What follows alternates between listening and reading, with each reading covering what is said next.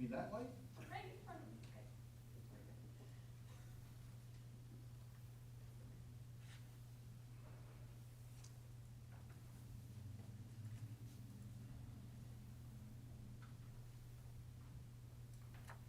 Hey, Jim, got something for you, bud. Oh, nice. Behave. Pound the table and shut me up, right? Yeah, yeah. Where are my shoes? I use my shoes.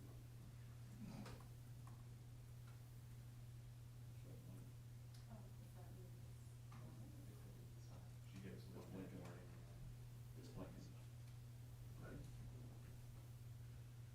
Well, thank you. It's 10 o'clock, and what I'd like to do is, it's 10 o'clock, and what I'd like to do is I'd like to start the meeting. Staff, would you please conduct the roll? Med Kopczynski, I am here. Mary Brunner, Here. Evan Clements, Here. John Lucier, Here. Jason Martin. Here. Thank you. Can we get a motion to approve the minutes of the January 4th, 2024 meeting? So moved. Second. I have a motion and a second. All those in favor, please say aye. Aye. Any opposed? Hearing none, the motion is passed. We have no final votes on any conditional approvals. That's correct, Mr. Chair. There are actually a few other sets of minutes that need to be approved, though. Oh, I'm sorry, it wasn't on the agenda. It- At least I didn't see it. Right here. Oh, February, oh, never mind. I have so been corrected. Far be it from us to correct the chair. That's true. Can I get a motion to approve the February 1st, 2024 minutes? So moved. Second. All those in favor, please say aye. Aye. Aye. Aye. And there'll be no rebellions from now on. And can I get a motion to approve the March 7th and April 4th, 2024 minutes? So moved. Second. All those in favor, please say aye. Aye. Aye. Good, thank you. Now, final vote on conditional approvals. Thank you, Mr. Chair. There are no final votes on conditional approvals for today. Okay. Okay, good, thank you. Very good. So the first, there's two items on the agenda. The first one today is the site plan for Bergeron Mechanical exterior changes. Applicant Brickstone Land Use Consultants, on behalf of owner 216 Marlborough Street LLC, proposes to make exterior building modifications to the Bergeron Mechanical Building at 216 Marlborough Street, TMP 589-016000. The parcel is .97 acres and is located in the Neighborhood Business District. Does the staff have any recommendations for the completeness? Yes, thank you, Mr. Chair. This is Megan Fortson, Planning Technician.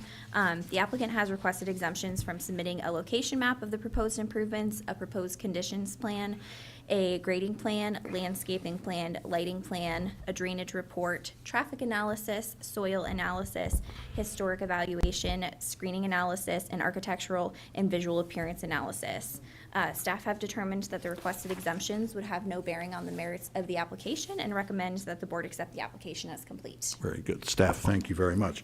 So with that, is there a motion to accept the application as complete? Move to accept the application as complete. I have a motion. Do I have a second? Second. All those in favor, please say aye. Aye. Thank you. None opposed, although Mr. Clements was a little slow. All right, invite applicant. Jim, I think that's you, to present on the proposal. Thank you, Mr. Chairman. I'm here on behalf of 216 Marlborough Street LLC, and this is a repeat application, if you will, to modify the site plan in order to change the siding and the appearance of the building. And there were no other physical changes to the site that were proposed. This was actually approved, I think, 2 years ago now, 22. And then it was rescinded because staff determined the site was out of compliance with the approved site plan. Since that time, we've made corrections at the site. We removed an existing paved area here at the rear of the property, which was the piece that was out of compliance. So the site now does conform to the lot coverage requirements, and there's no encroachment in this area into the wetland setback. There has been a physical change on the site since that was done earlier this year. A boundary line adjustment was approved with the neighboring property on 194 Marlborough Street, and the rear portion of the property, just over 4,000 square feet, was added to the 216 Marlborough Street piece. So it made the lot a little bit larger, but it is in full compliance for dimensional requirements and lot coverage. The physical changes to the building involved changing the siding primarily on the building, which has a pretty dramatic change on the appearance of the building, therefore required planning board approval or minor site plan approval. So we're here to ask that it be reapproved. The work has all been completed, it's all in place, so it's a little after the fact, but, so I'm hoping this will just clean up the record, so it's now official. Okay, very good. Does any of the board members have any questions of Mr. Fipard on this? I do, Mr. Chairman. What is the status of the sign permit application for the mechanical units on the roof? That's a good question, I don't know. I wasn't doing that. I have a copy of the application that I thought had been submitted. So I know they were asking for approval as a sign because the units that are on the roof are actually on display for customers to see. Yeah, it's just in the narrative for this application that that signage will conform with the sign regulations. So I was just wondering if we had any update on that. Yeah, I'm sorry I don't. It's okay. Any other questions of Brickstone? Come on, Don. I have a question of my fellow committee member. Sure. Would that be a condition that we would want to add to the approval? Yep, so I believe staff has provided a recommended motion that includes a condition related to the sign permit, so I see that. I think we're covered, Okay. yeah. I will withhold comment. There is no public today, so there's no reason to ask the public to comment, pro or con.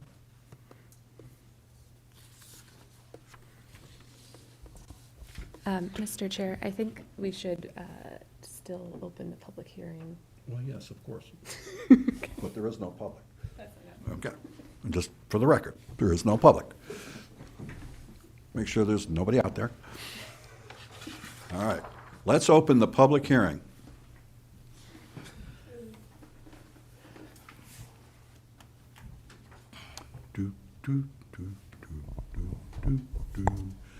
Is there any comments from the public? Hearing no comments from the public, can we close the public comment portion for deliberation? If you make a motion to that effect. I don't think we have to move to close. You can Oh, just after you state- made me open it, I'm gonna make you close it. I do have some things I'd like to say for the deliberation portion. Then let's deliberate. Okay. I just want to say, I think with respect to the planning board standards for architectural appearance, I don't see anything with this application that wouldn't comply with those standards. So I think that this meets all of the board standards for visual and architectural appearance, which is really the only item to review with this application.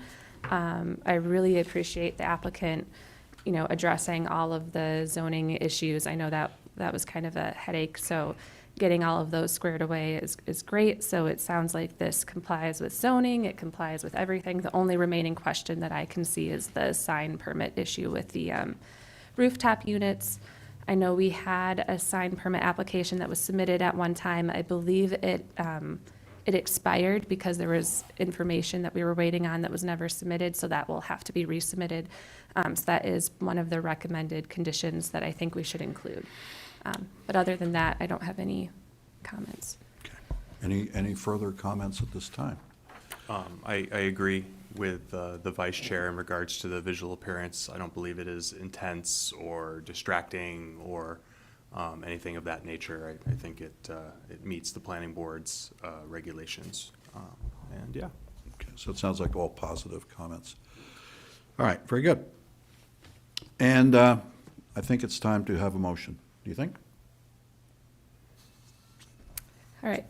I would move to approve SPR-204 modification number 4 as shown on the elevations identified as existing elevations 216 Marlborough Street, Keene, New Hampshire 03431, parcel ID 589016000, prepared by Randall Walter on August 8th, 2022, with the following conditions precedent prior to final approval and signature of the elevations by the Minor Project Review Committee Chair. 1. Owner's signature appears on the site layout plan. 2. Submittal of 5 paper copies and a digital copy of the final plan set and elevations. 3. Submittal and approval of a sign permit application to demonstrate that the rooftop condensers are either permitted under the sign code or the unit shall be screened in accordance with section 20.6 of the Land Development Code. Second. We have a motion. Do we have a second? Do we have any comments, any discussion on the motion on the floor? Very good. All those in favor of the motion, please say aye. Aye. Any opposed? There are no nays. The motion carries. Thank you for coming today, Jim. Thank you. All right, we have another item on the agenda, and this is Review Committee Application Fee Schedule. Staff, what would you like from the committee as far as that is concerned? What would be the outcome that you desire? Thank you, Mr. Chair. So it's my understanding that historically, the way that fee schedule updates have been handled is through noticing the proposed changes in a legal notice, and then bringing it to the attention of the board at a meeting for their review. And then at the next meeting, it would be up to you to adopt the fee schedule with any proposed changes that you'd like to make. There are a slew of changes that are proposed to fees associated with different boards, including zoning board, planning board. But the only change that's actually applicable to the Minor Project Review Committee is a proposed change in the way that we notice abutters. Currently, we send certified letters to abutters in the mail, which currently costs $5.04 per letter. Under the state RSA, we're only required to provide verified mailings, and there is another product that the post office offers called certificate of mailings. Basically, that would lower the cost of mailing each abutter letter, but it would still verify that the post office received those letters. It also makes it easier for the abutters receiving the letters in the sense that they don't need to physically sign for it like they do for a certificate of, or for a certified mailing, which oftentimes can be, I think, a little bit of a hindrance for people. So that's really the only change that's applicable to the board. I'm happy to answer any questions that you might have about that. So I don't understand why the board weighs in on this, but if it's the practice, that's fine. This is a change that will take place to city code. We're changing the fee schedule, so there'll be a discussion ultimately that goes before the finance committee and then a full vote by the city council to change that. I would assume that if the committee itself wants to be on record in favor of that, that's fine. It seems to be a reasonable change to the fee schedule, making it track what's changes that have taken place in the statute, but also compensation that makes sense from the standpoint of the applicant paying for the service. I'm generally in favor of it as it reduces the overall cost to applicants to come before the board. Where are we in the process that you laid out? So currently, we just have the proposed list of changes that have been distributed to a few of our boards. So the proposed changes are going to affect, I think, 4 different boards. It's going to be Planning Board, Minor Project Review Committee, which is a subcommittee of the Planning Board, which is why we're bringing this proposed change before you. Our Zoning Board, and then I think that that's actually it. Oh, Historic District Commission. So at this point, we're going before all of the boards to get their feedback and approval on the proposed changes. And once that has been done, an ordinance will be submitted to go through the review process with City Council and our joint committee and everything. So at this point, we're still getting board feedback on the proposed changes. Do you have a recommended motion? I would recommend that you approve the proposed changes. Well, we don't actually approve it. Well, The recommendation, I think, would be that the city council approve it, right? Well, so actually, I believe under state statute, the different statutory boards have their own independent authority of city council to adopt their own regulations and associated fees.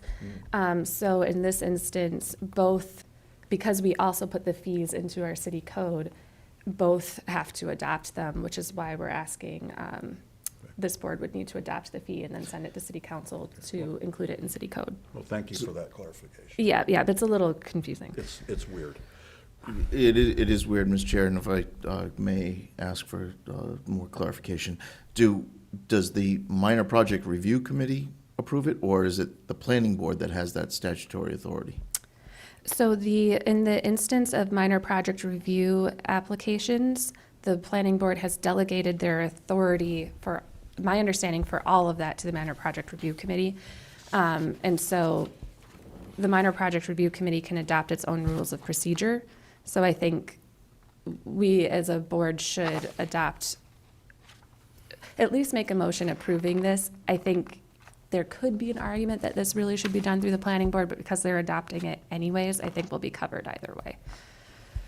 Yeah, So we're making a recommendation to the planning board. we're acting as our own individual entity. And then that information will flow out from there to the planning board and/or the city council. Yeah. Okay.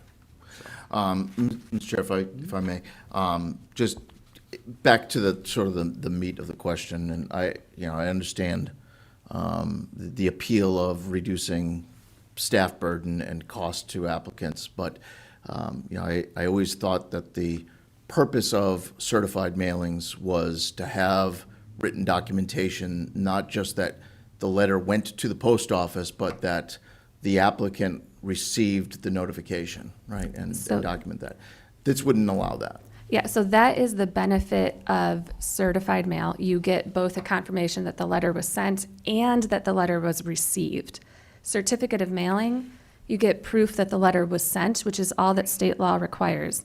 And in fact, we've received feedback from members of the public, I think as recently as December, or at a recent public hearing, we had a member of the public come up and express dismay at the fact that they didn't know about the public hearing because they didn't get a chance to go to the post office to get their letter until right before the meeting occurred. And so we've actually gotten feedback from members of the public that they don't like the certified mailing either, because they have to either be home when it arrives to sign for it, or then they have to make a special trip to the post office.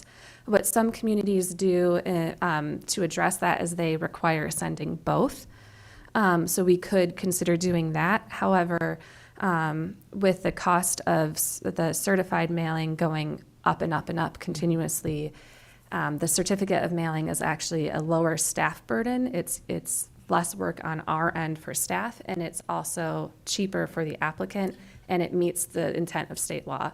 Totally get that, and it's great that state law, allows for it. But I don't think certified mailing was ever intended to be cheap or convenient for anyone, right? It's really a legal threshold that we're trying to achieve, and satisfying lawyers, basically, right? Which is sad, but that's why we do it. We do certified mailings so the lawyers are happy. And I don't know what the urgency is. Like, what do we need to have that's resolved today, or could we postpone an action on this and talk to the city attorney's office and get them to weigh in on whether or not this has the same benefits to the city as certified mailings? So thank you for bringing up that point. So this is something that has been in the works for quite a while, and staff up on the fourth floor have talked to both the this was done months ago. We talked to both the city attorney and the assistant city attorney, and they are fully in support of this change because it meets the requirements of state law, and so legally speaking, there's no risk. It's really up to our preference as a board. If we want to have the certified mailing, that's up to us. But in my opinion, I think a certificate of mailing would actually serve the public better. Okay. And the planning board has already adopted this change to go from certified mailing to the certificate of mailing. Yep. Okay. Yeah. You have a motion in mind? So I'm just got one more thing, just, where, I have a comment at the end of this, but. yeah, I didn't properly articulate my question, earlier. Are we at the point where we're ready to vote on this change, or is this the public introduction of this proposed change? So this will be the public introduction. The adoption will be at your next meeting. Okay. So this is- I would love to hear the chair's opinion. Well, I'm a heretic. You do realize that, right? Well, yeah. Yeah. So if you really look at the intent, the intent is to notify people that there's action that's being taken place, right? The problem is that we're using an 1870s, 1890s approach. We put something in the newspaper, we send a letter out to somebody. In the city of Keene, the majority of the property owners don't live at the address where you're doing the notification. So the people that are there, that are actually affected, really have no idea what's going on, right? You also have complete neighborhoods, et cetera, that have no idea what's going on. So if you have an activity that's taking place on a piece of property, people on the record within a certain distance are going to get notified, or entities or companies or LLCs or whatever the case may be. Now, granted, we have to meet the statutory requirements, right? But many communities around the country have begun to, in addition, post the properties, so that walking by it or driving by it or whatever the case may be, that something is being proposed for that property, so that you as a neighbor or the rental person living next door or whatever the case may be could weigh in. So I would like to see ultimately our processes evolve that way, so that we're getting as much input out to the public as possible, not just the people who happen to live within 200 feet or have owned property within 200 feet, who might be retired and living in Barbados. Right.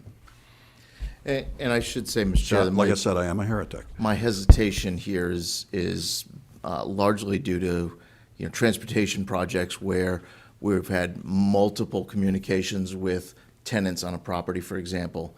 And then when the time came for final decisions and actions, the property owner claimed, well, they were never informed because, we were sending letters and notifications and talking to tenants instead of the property owner. And we didn't have a documentation that we had sent certified letters to the property owner. So that's sort of the, why I'm a little hesitant. So I think both of us have a point at some point that needs to be worked out. Mr. Chair, may I respond to that concern? So I think we're covered there because with the certificate of mailing, and I think Megan actually could speak better to this than I could because she usually does this, but we, for every letter that goes out, we'll have the little sticker that goes on the letter, we'll have that to show that we sent those letters. So we actually, and that goes to the post office and they give it back to us and everything. So we do have proof in the project folder that we sent all of the letters. So if, for example, someone were to come back, and we've had people do this before where they, like, let's say they were part of a condo association or something, they might come back and say, hey, I was never notified, and we have the ability to demonstrate that we've met all the requirements of state law. Yeah.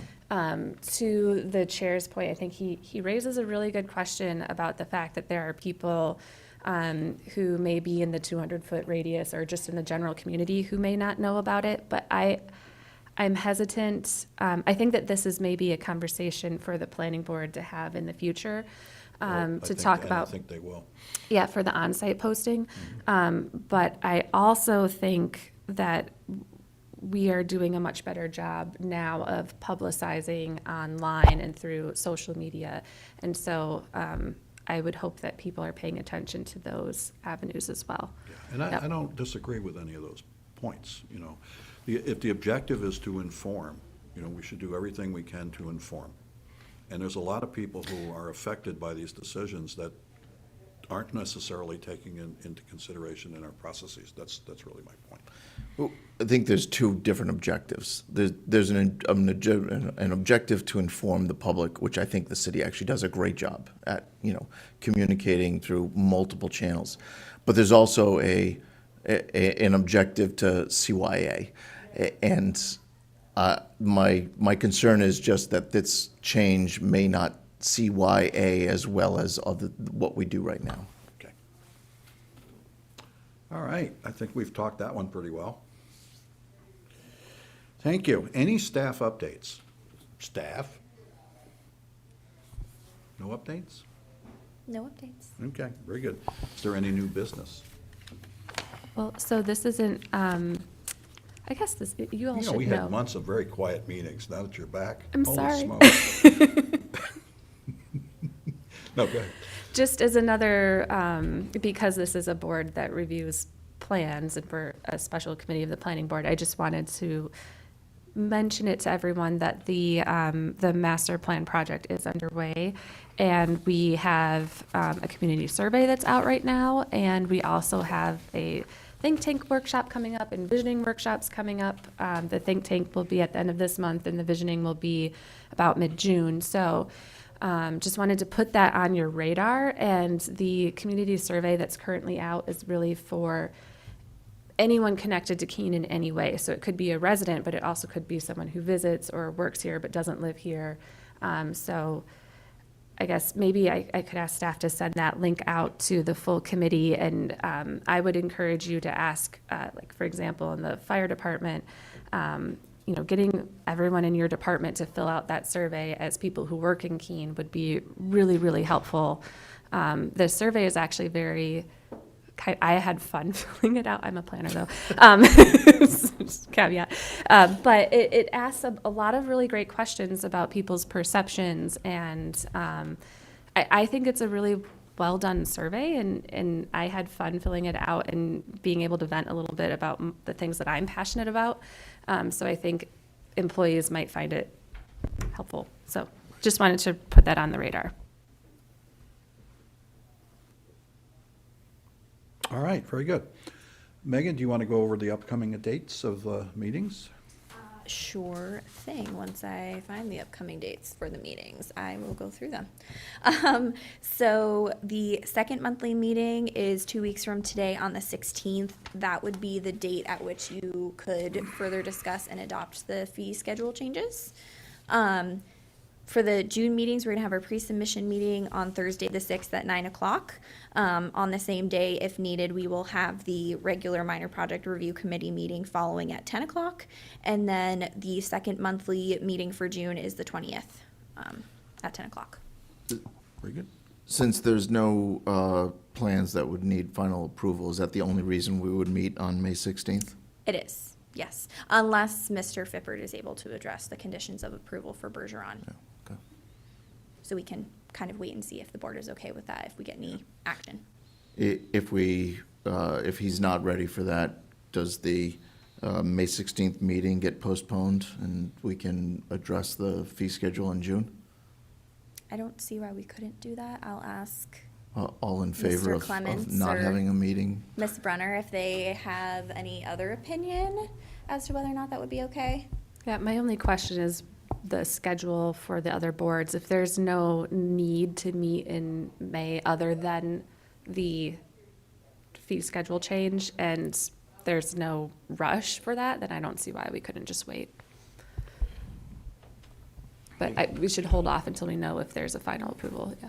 Yeah, I guess, I mean, the only real rush for it is getting the cottage court fee on the books for the planning board. That being said, I know HDC isn't meeting until June, so their part of this equation is not going to be done in May, so. Okay, very good. So just a brief aside, it seems a little unusual to me to have a condition that you need to get a permit when you're basically approving something related to the site. You know, it's kind of like, here's your site plan, it's approved, but it's not really approved till you get a permit. It seems like a little out of character in a way. Yeah, so Mr. Chair, And I that's realize that specific situation, I don't want to relitigate that. It just, to me, it just seemed a little, yeah, and I think this is going back to when that project was originally approved and then it was void ab initio because it didn't meet zoning. That's the piece, because the sign regulations are in our zoning code. We as a board only have jurisdiction only over applications that fully comply with zoning. And we think that this sign probably complies with zoning, but we won't know for sure until the sign permit is submitted and we're able to do the calculations necessary. So in general, like a building permit, that's true. But with anything Sign related, permit is a building permit, it's, the sign code is in our zoning code. I know, but the permit itself is a building permit. This, But anyway. this was the only way to hear this application today. No, I'm okay with it. I'm okay Without with it. it. I'm just Yeah. saying it just seemed unusual to me. Yeah, I think it is a little unusual, but it goes back to just making sure that the application complies fully with zoning before we can issue final approval. I'm not second guessing anything. Please don't misunderstand my intention. Besides that, you gave me the gavel. It's your fault. All right. Motion to adjourn? Please, it's Let's adjourn. 10:30. Thank you.